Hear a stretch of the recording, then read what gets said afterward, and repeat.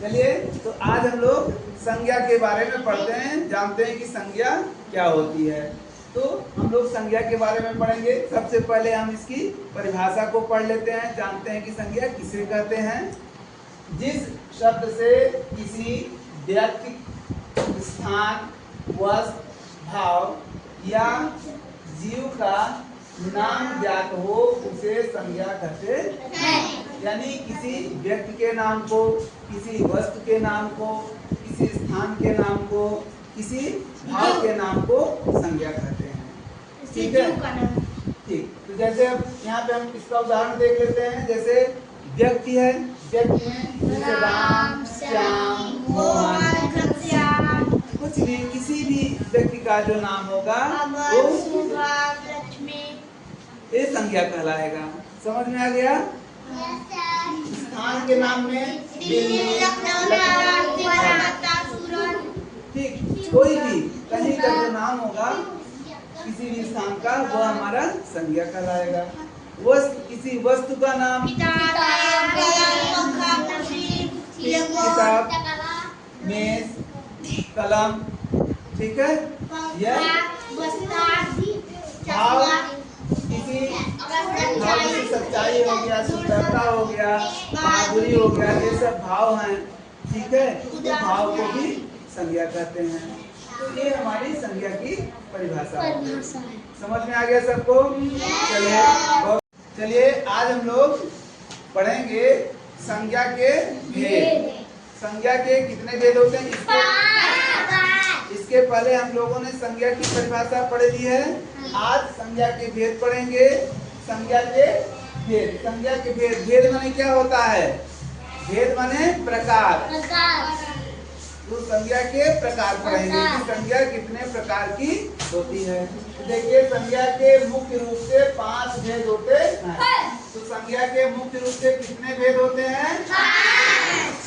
कौन कौन से?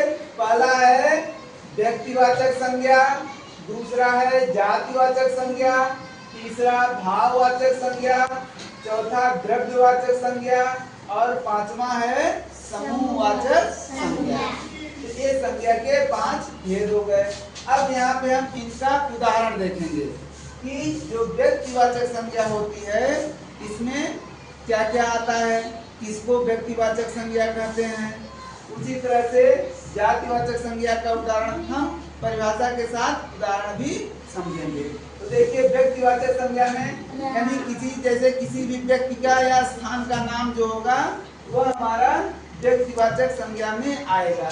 जैसे राम, मोहन, दिल्ली, भारत। देखो, राम और मोहन तो व्यक्ति का नाम हो गया, दिल्ली किसी स्थान का नाम हो गया, भारत भी स्थान है, एक देश है। ठीक है, तो किसी भी स्थान या व्यक्ति के नाम को हम व्यक्तिवाचक संज्ञा कहते हैं। दूसरा हमारा है जातिवाचक संज्ञा। जातिवाचक संज्ञा में कोई जात नहीं कि ठाकुर, ब्राह्मण, ठीक इस तरह से कोई जात नहीं। यानी जैसे लड़का, लड़का कर देंगे तो सभी जितने लड़के हैं लड़का जाति का बोध हो जाएगा। लड़की कर देंगे तो जितनी लड़कियां हैं उनका हमको ज्ञान हो जाएगा।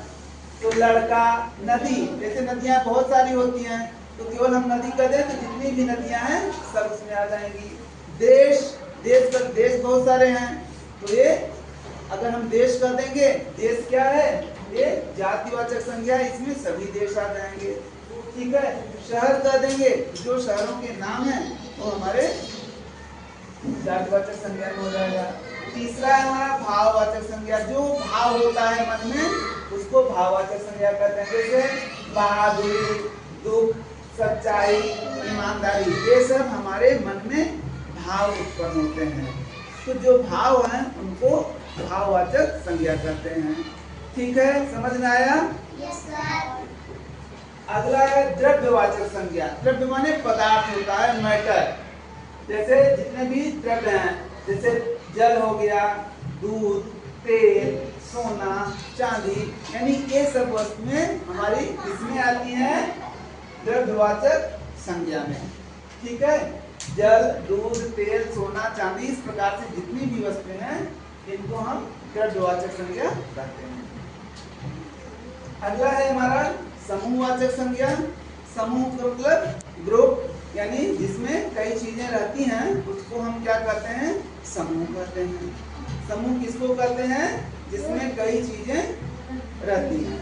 तो जैसे झुंड, झुंड में एक आदमी का झुंड होता है क्या, नहीं, जब कई लोग रहेंगे तब उसको झुंड कहते हैं। जैसे कोई पशु है या भेड़ है, जब कई भेड़ें एक साथ चलती है तो हम कहें भेड़ों का झुंड जा रहा है, ठीक है ना। तो झुंड का मतलब कई चीजों का समूह। उसी तरह से टोली, कहेंगे कि हम टोली भेज रहे हैं, जाइए, टोली जाएगी और गांव में जो बच्चे स्कूल नहीं आ रहे हैं उनको बुला के लाएगी। तो टोली में कोई एक व्यक्ति जाएगा क्या, नहीं, कई लोग जाओगे ना। तो इस तरह से गांव में बच्चों को बुलाने के लिए हम लोग टोली भेजते हैं, टोली बना देंगे। एक टोली में 4 लोग 5 लोग को इकट्ठा कर देंगे, बना देंगे। ये टोली इस मोहल्ले में जाएगी, ये टोली इस मोहल्ले में जाएगी, वहाँ के बच्चों को बुला के लाएगी। तो टोली का मतलब क्या हो गया, समूह हो गया। तो टोली में भी कई चीज हो गई ना। इसी तरह से सेना, सेना का मतलब कोई एक सिपाही नहीं, उसमें बहुत सारे सैनिक, जो सैनिक होते हैं, ठीक। समूह, समूह क्या हो गया, कई वस्तुओं का ग्रुप हो गया, उसको समूह कहते हैं। तो समझ में आया? तो चलिए एक बार आप लोगों को जो संज्ञा के प्रकार है याद हो गया। आप लोग हमारे साथ बोलिए, पहली संज्ञा कौन सी है, व्यक्तिवाचक संज्ञा, दूसरी जातिवाचक संज्ञा, तीसरी भाववाचक संज्ञा, चौथी द्रव्यवाचक संज्ञा, पांचवी समूहवाचक संज्ञा। सबको अच्छी तरह समझ में आ गया?